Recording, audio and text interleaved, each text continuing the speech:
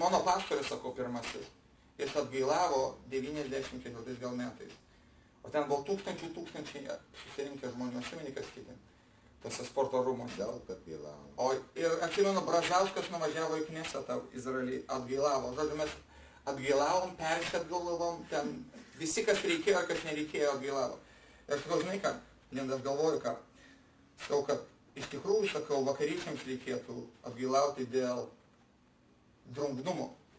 Dėl drungnumo, nes sakau, aš matau tokią labai įdomą, ne tai kad logika, aš matau tokį labai įdomų dalyką, kad kuo turtingesnė šalis, tuo drungnesni krikščionys. Ir ačiū Dievui, mes gyvenam gana biedno šaly. Tai mus. Ir iš tikrųjų, aleliuja. Kaip? Veža tai mus. Veža, iš tikrųjų, žinokit, iš tikrųjų, aš nesakau, kad taip yra tikrai turtingų krikščionių, kurie iš tikrųjų dega dėl viešpatės, bet tai yra išimtis, kurie tik taip ką daro, patvirtina taisyklę. Tai va, mes gyvenam nuostabų gyvenimą ir šiandien aš noriu kalbėti apie valdžią. Ir kodėl aš noriu kalbėti apie valdžią? Aš įsivaizduoju, kad aš visai nenoriu kalbėti apie valdžią. Bet žinot, aš pasakysiu, aš mėgstu tokius įdomius dalykus pasakyti kartais. Šitą vakarą, be 20 kažkur 8, aš esu ašara iškritusi iš tėvo akies. Poezija. Aš mėgstu, kad žmonės įsiklausytų. Žinau kodėl? To, kad aš esu susidūręs keletą kartų su Dievo liūdesiu dėl to, kad tikintieji nesinaudoja tuo, ką jo sūnus Jėzus Kristus padarė dėl to. Aš atsimenu vieną kartą, aš einu gatvę ir Dievas taip stipriai man prabilo ir pasakė, mano sūnus, sako Jėzus Kristus, jisai nesumokėjo tokios kainos baisos, kad tu vaikščiotum nevisavertiškumo komplekse. O aš ten save pasmerkęs, užsmerkęs, zakabalil, kaip sako rusai, save nežinia, kaip, jis sako, ne tam sumokėjo. Ir aš jau užsirašiau, šičia kažkur tai, tų apreiškimų yra nežinėkiai. Bet Dievas, man prieš 2 dienas kažkur, tai Dievas uždavė tokį klausimą. Dievas, žinokit, mėgstu uždavinėti klausimus. Jis labai įdomus. Ir jisai, žodžiu, sako, kodėl mano tauta nenori naudoti tos valdžios, kur aš jai daviau. Aš galvoju, žinot, kaip yra su Dievu. Galvoju, mes žinom, kad jisai Dievas visagalis. Ir galvoju, kaip Petras sako, Jėzau, tugi žinai viską, ko tu manęs klausi. Bet kartais Dievo klausimuose yra ne klausimas, bet tam tikra mintis. Ir aš po kelių dienų, nors mano kaklas labai trumpas, bet kaip žirafai man po kelių dienų dašilo, kad tas klausimas iš tikrųjų buvo jo širdies verksmas. Aš papasakosiu tokią istoriją. Žinot, aš labai džiaugiuosi, vieną dalyką aš pasakysiu. Kada Dievas kažką tai nori padaryti, jisai padarys. Gali atrodyti, kad viskas numirė kaip Mortai su Marija. Jos palaidoma.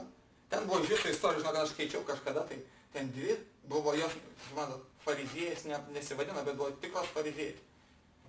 Jėzus sako, jisai prisikels. Ir jisai turi menį, kad jisai dabar prisikels, ne? Sako, žinom, sako, prisikels, sako, prisikėlimo dieną.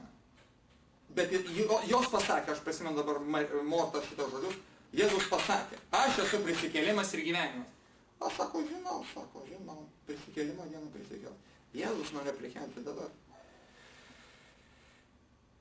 Ir Jėzus verkė paskui prie kapo dėl jų netikėjimo. Ir tai va istorija, Dievas padaro viską, jis prikėlė Lozorių, nors atrodė jau viskas numirė šakės.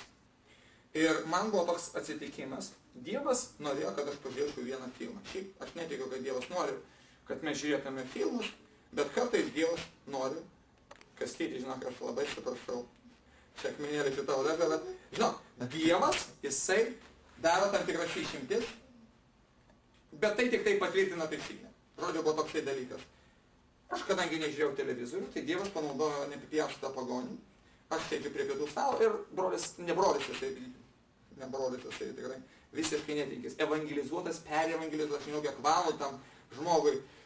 Aš skelbiau Evangeliją ir jisai žinojo. Jeigu aš kur nors dirbu, tai visi žino, kad aš esu krikščionis. Ir jisai sako, žinai, sako, šiandien rodo filmą apie taviškį. Apie jūsiškį. Ir aš tai turiu omeny tą C.S. Lewisą, kuris parašė Narnijos kronikas, tik tai krikščionybė ir šitos kitus dalykus. O, sako, ir aš labai noriu galvoti. Ką aš skaičiau apie tą C.S. Lewisą ir man labai patiko iš tikrųjų yra, kaip jis atsivertė, galvojau, va, pamatysiu. Nes, sako, aš į vieną kartą, sako, aš skaitau kažką, tai sėdžiu prie stalo, aš skaitau knygą kažkas, bet buvau prie stalo dalykas.